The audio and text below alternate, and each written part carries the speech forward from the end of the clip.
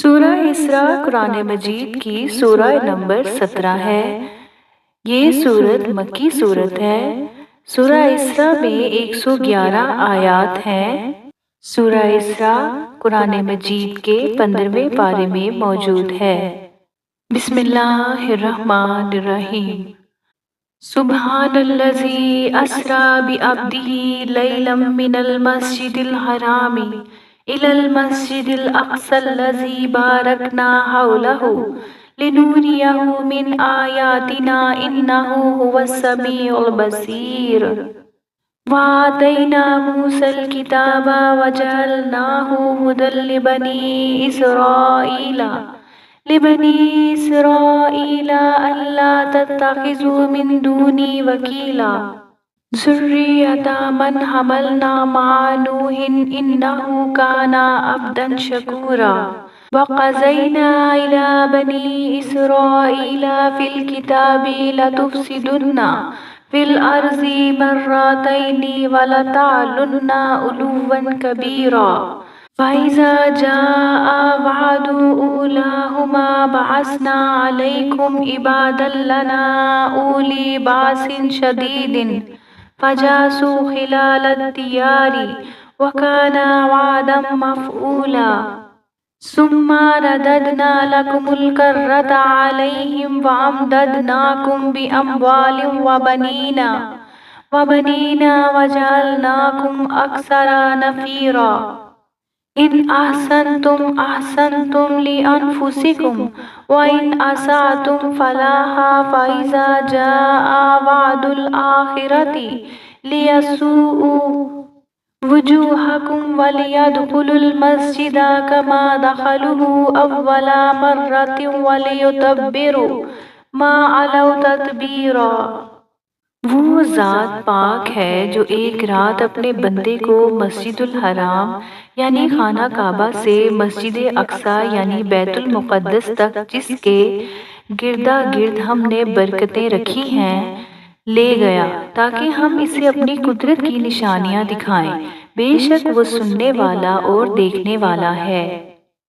اور ہم نے موسیٰ کو کتاب عنایت کی تھی اور اس کو بنی اسرائیل کے لیے رہنما مقرر کیا تھا کہ میرے سوا کسی کو کارساز نہ ٹھہرانا۔ اے ان لوگوں کی اولاد جن کو ہم نے نوح کے ساتھ کشتی میں سوار کیا تھا، بے شک نوح ہمارے شکر گزار بندے تھے۔ اور ہم نے کتاب میں بنی اسرائیل سے کہہ دیا تھا کہ زمین میں 2 دفعہ فساد مچاؤ گے اور بڑی سرکشی کرو گے۔ پس جب پہلے وعدے کا وقت آیا تو ہم نے سخت لڑائی لڑنے والے بندے تم پر مسلط کر دیے اور وہ شہروں کے اندر پھیل گئے اور وہ وعدہ پورا ہو کر رہا۔ پھر ہم نے دوسری بار تم کو ان پر غلبہ دیا اور مال اور بیٹوں سے تمہاری مدد کی اور تم کو جماعت کثیر بنا دیا۔ اگر تم نیکوکاری کرو گے تو اپنی جانوں کے لیے کرو گے اور اگر اعمال بد کرو گے تو ان کا وبال بھی تمہاری ہی جانوں پر ہوگا۔ پھر جب دوسرے وعدے کا وقت آیا تو ہم نے پھر اپنے بندے بھیجے تاکہ تمہارے چہروں کو بگاڑ دیں، اور جس طرح پہلی دفعہ مسجد بیت المقدس میں داخل ہو گئے تھے اسی طرح پھر اس میں داخل ہو جائیں اور جس چیز پر غلبہ پائیں اسے تباہ کر دیں۔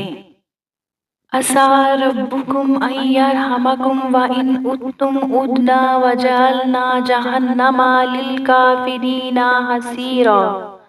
إِنَّ هَٰذَا الْقُرْآنَ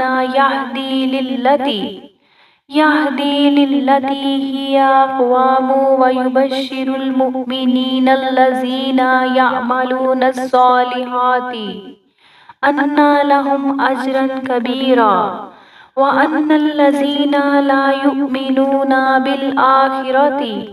أعتدنا لهم عذابا أليما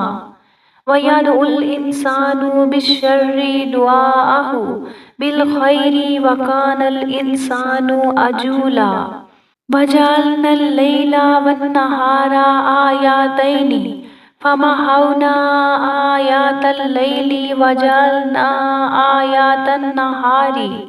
مبصرات لتبتغوا فضلا من ربكم ولتعلموا عدد السنين والحساب وكل شيء فصلناه تفصيلا وكل إنسان ألزمناه طائره في عنقه ونخرج له يوم القيامة كتابا يلقاه منشورا اقرأ كتابك كفى بنفسك اليوم عليك حسيبا من اهتدى فإنما يهتدي لنفسه ومن زل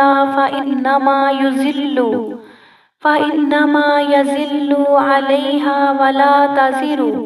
وزرات وزر أخرى وما كنا معذبين حتى نبعث رسولا وإذا أردنا أن نهلك قرية أمرنا مترا فيها ففسقوا فيها فحق عليها القول فدمرناها تدمیرا۔ امید ہے کہ تمہارا پروردگار تم پر رحم کرے، اور اگر تم پھر وہی حرکتیں کرو گے تو ہم بھی وہی پہلا سلوک کریں گے، اور ہم نے جہنم کو کافروں کے لیے قید خانہ بنا رکھا ہے۔ یہ قرآن وہ رستہ دکھاتا ہے جو سب سے سیدھا ہے، اور مومنوں کو جو نیک عمل کرتے ہیں بشارت دیتا ہے کہ ان کے لیے اجر عظیم ہے، اور یہ بھی بتاتا ہے کہ جو آخرت پر ایمان نہیں رکھتے ان کے لیے ہم نے دکھ دینے والا عذاب تیار کر رکھا ہے۔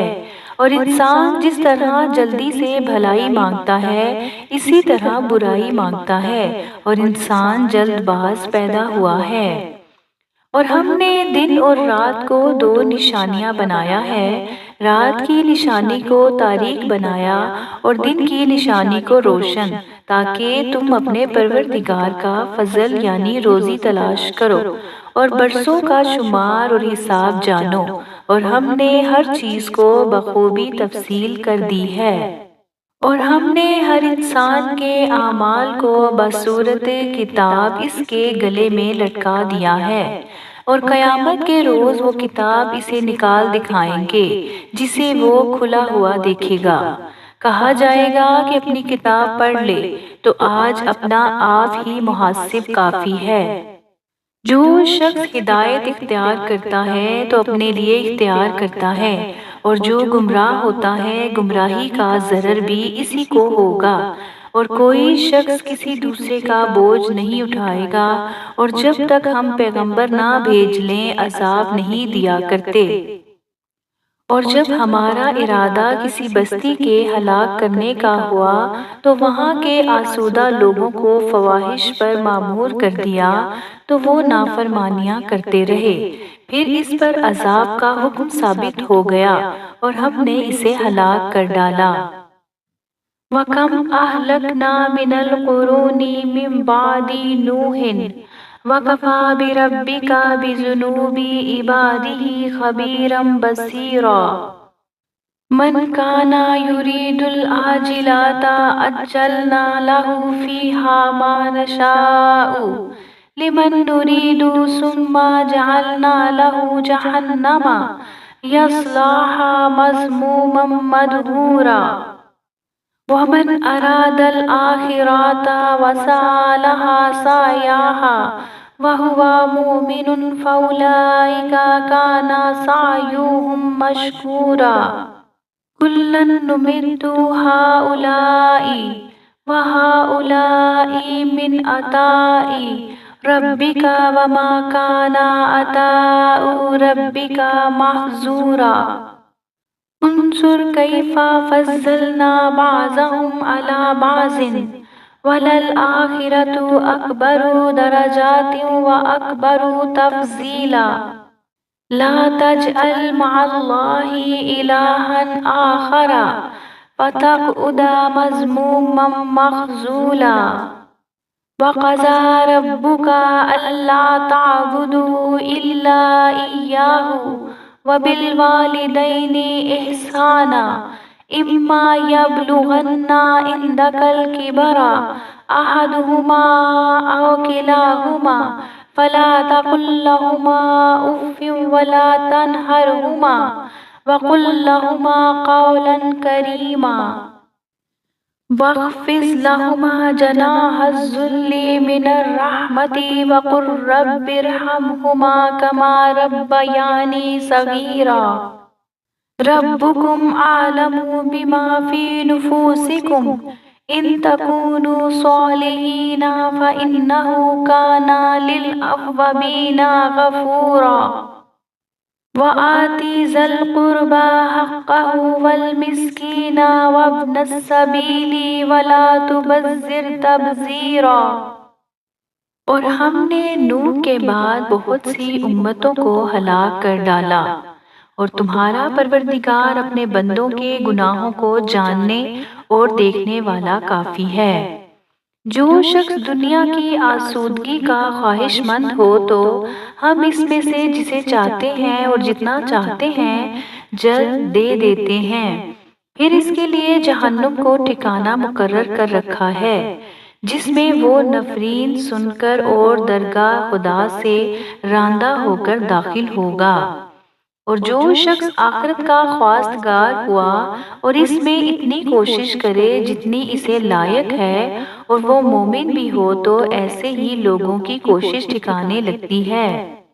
ہم ان کو اور ان کو سب کو تمہاری پروردگار کی بخشش سے مدد دیتے ہیں، اور تمہارے پروردگار کی بخشش کسی سے رکی ہوئی نہیں۔ دیکھو ہم نے کس طرح بعض کو بعض پر فضیلت بخشی ہے، اور آخرت درجوں میں دنیا سے بہت برتر اور برتری میں کہیں بڑھ کر ہے۔ اور خدا کے ساتھ کوئی اور معبود نہ بنانا کہ ملامتیں سن کر اور بے کس ہو کر بیٹھے رہ جاؤ گے۔ اور تمہارے پروردگار نے ارشاد فرمایا ہے کہ اس کے سوا کسی کی عبادت نہ کرو اور ماں باپ کے ساتھ بھلائی کرتے رہو۔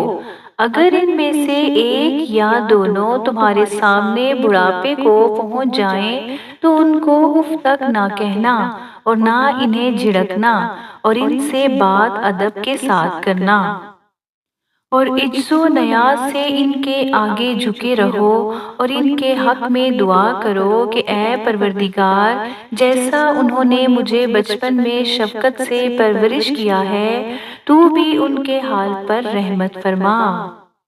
جو کچھ تمہارے دلوں میں ہے تمہارا پروردگار اس سے بخوبی واقف ہے۔